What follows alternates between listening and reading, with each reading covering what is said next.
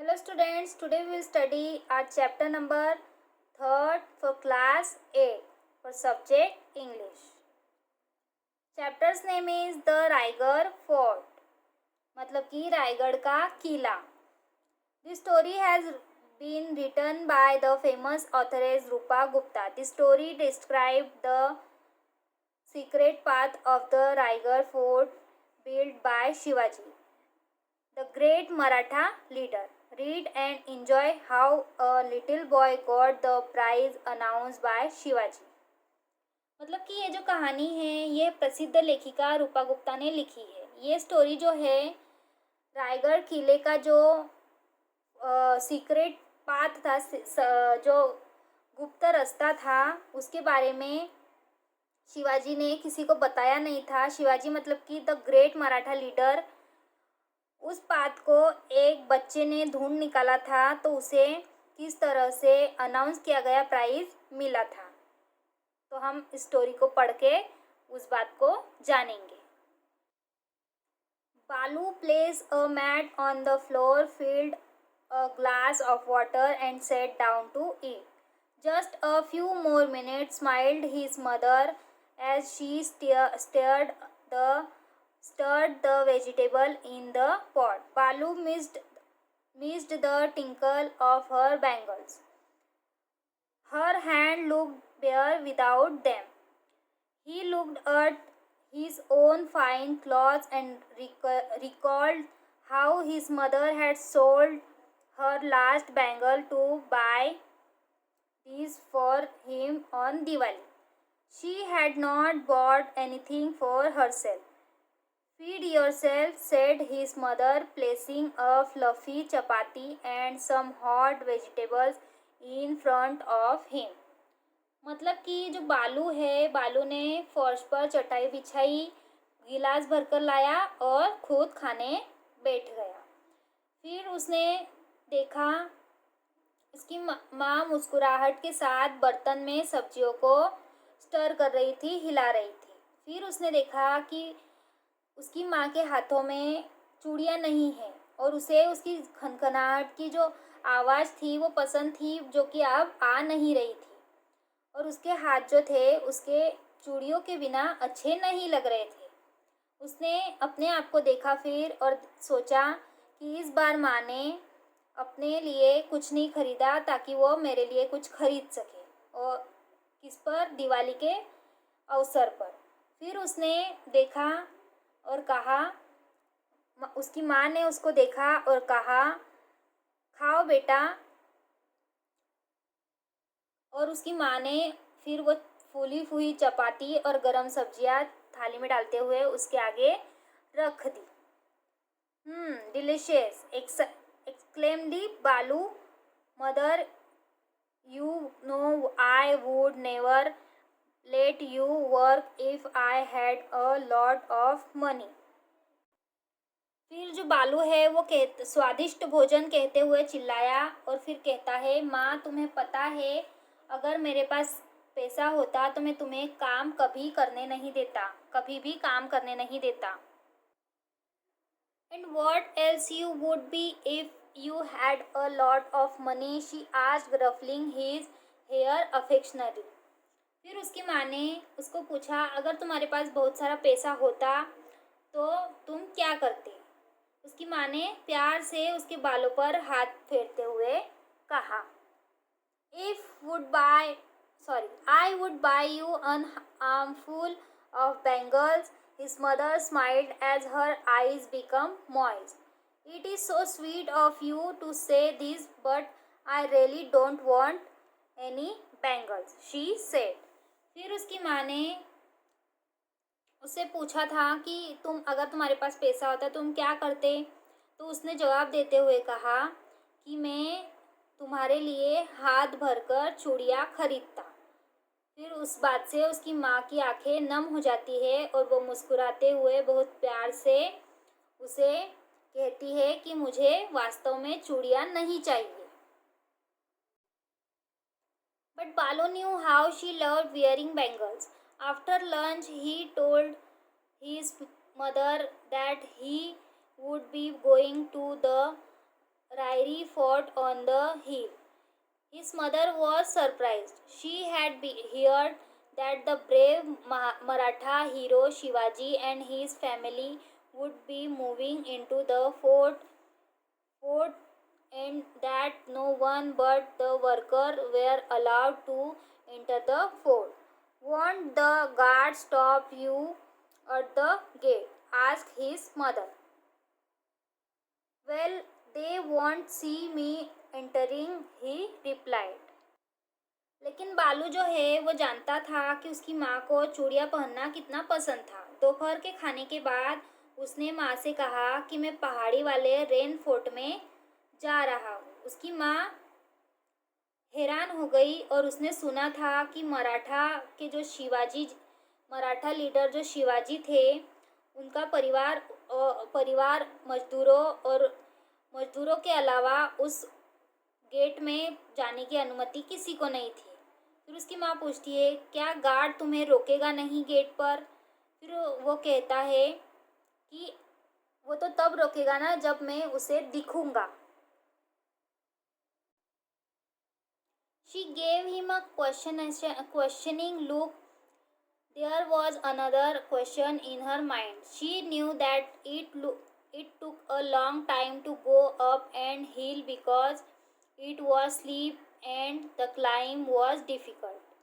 मतलब कि जो उसकी माँ थी उसे एक प्रश्नबोधक तरीके से देख रही थी और उसके माइंड में दूसरे प्रश्न भी आ रहे थे, क्योंकि वो जानती थी कि हिल पर चढ़ने के लिए बहुत समय लगता है और वो अभी स्लिपरी भी हो जाती है। पर बालू managed to go up and return in less time than it took most people just to go up and the Mahadarwaja or main gate of the fort.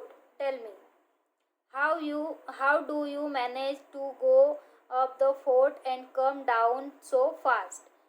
She asked Balu. That is another secret, grinned her son and ran away. मतलब कि जो बालू है वो अकेला ऐसा था जो रिटर्न आने के लिए से कम टाइम में मैनेज कर लेता था, क्योंकि जो दूसरे लोग हैं वो महादरवाज़ा या फिर मेन गेट से जाते थे और उस दरवाजे से जाने में बहुत समय लगता है। फिर उसकी माँ पूछती है कि तुम इतने जल्दी वापस कैसे आ जाते हो? तो वो माँ से कहता है कि ये एक दूसरा रहस्य है। वो मुस्कुराता है और भाग जाता है। Balu stood for a long time looking up at the majestic fort perched on top of the hill. This hill was part of the Sahyadri mountain range. It was higher than all the surrounding hills, and Shivaji had decided to make this his headquarters. बालू जो है वो बहुत समय तक पहाड़ी की चोटी पर स्थित राजसी किला जो कि सह्याद्री माउंटेन रेंज में स्थित था उसे देखता रहा। और फिर वो सबसे अधिक टाइम जब चारों ओर की जो पहाड़ियों को देखता रहा जो सबसे अधिक ऊंची थी वहाँ पर। फिर शिवाजी ने तय किया था कि वो इस माउंटेन पर जो हिल है उसे अपना हेडक्वार्टर बनाएंगे। He had now changed the name of Rairi to Raigarh, but the local people continued to call it Rairi. Immediately after taking the decision, Shivaji had appointed Abaji Sonda, his minister, to fortify Raigarh and have building and place constructed it in it. Balu used to love going inside the fort and watching the construction work. He was amazed to see that how fast and sleepy little place had grown into a bustling township. उन्होंने अब रायरी नाम बदलकर उस किले का नाम रायगढ़ कर दिया था, लेकिन स्थानीय लोग जो थे वो उसे रायरी ही कहते थे। निर्णय लेने के तुरंत बाद शिवाजी ने आबाजी सोंडा को अपने रायगढ़ में मिनिस्टर के पद पर रख लिया और उसमें उन्होंने भवन निर्माण और महल बनाने के लिए उन्हें नियुक्त किया। बालू को किले के अंदर जाना और निर्माण कार्य को देखना बहुत पसंद था। वह यह देखकर चकित रह गया कि नींद की छोटी सी जगह पर कितनी तेजी से हलचल भरी बस्ती में परिवर्तन हो गया। जैसे कि जो छोटी सी जगह थी वो कितनी जल्दी हलचल भरी बस्ती में बदल गई। बालू looked around to see that no one was watching him, and then quietly he began to climb, following the secret path that led to a hidden entrance in the fort. He had discovered this path by chance when he was much younger, but he had never talked about it to anyone. It did not take him long to reach the top of the hill. बालू ने अपने आसपास देखा और उसने चुपचाप उस गुप्त रास्ते से चढ़ना शुरू किया जो कि किले में छिपे हुए प्रवेश द्वार की ओर जाता था।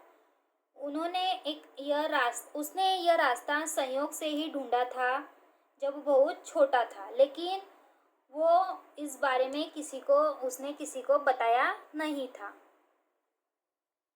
He looked down at the rows and rows of mountain around him and thought how clever Shivaji had been in selecting his fort as his headquarters, for it was positioned in such a way that no enemy troops would be able to make a surprise attack on this fort.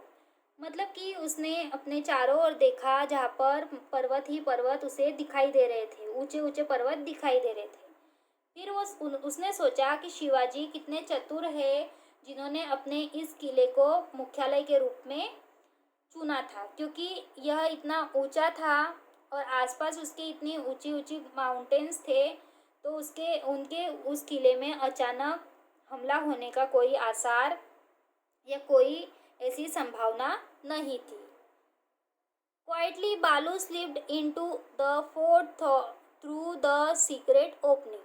It was like getting into another world. So much was happening all around, and there were so many different sounds. Balu could hear the sound of conch shell and cymbals coming from the Jagdishwara temple, the tinkle of anklet from the dancing girl quarters, the chanting of mantras to the accompaniment of bell from the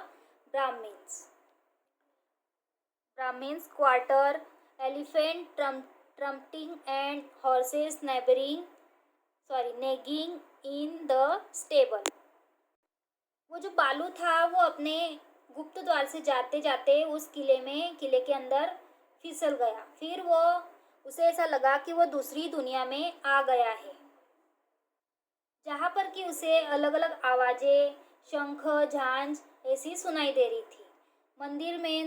मंदिर में ब्राह्मणों का मंत्रोच्चार, उसके बाद लड़कियों के नृत्य की पायलों की आवाज़, झंकार, क्वार्टर में हाथी, तुरही, अस्तबल में घोड़े, इसकी आवाज़ उसे सुनाई दे रही थी। The noisiest place was the market. There were 20 shops selling everything one could think of. The shop were laid out in two neat rows, and the traders were calling out their wares. Suddenly, Balu overheard a conversation between two shopkeepers. वो आसपास उस आवाज़ों को सुनते सुनते आगे चला तो वो एक शोर शराबे से भरी बाजार में पहुंच गया, जहाँ पर 20 दुकानें थी जो कि एक साफ सुथरी लाइन में लगी हुई थी। फिर उसने आगे जाकर देखा, वो आगे देख रहा था, तब उसे एकदम से दो दुकानदारों की आवाज़, कुछ तो भी उन्होंने बात करती हुई आवाज़ उसे सुनाई दी। और वो बात क्या है वो अब हम अगली वीडियो में देखेंगे।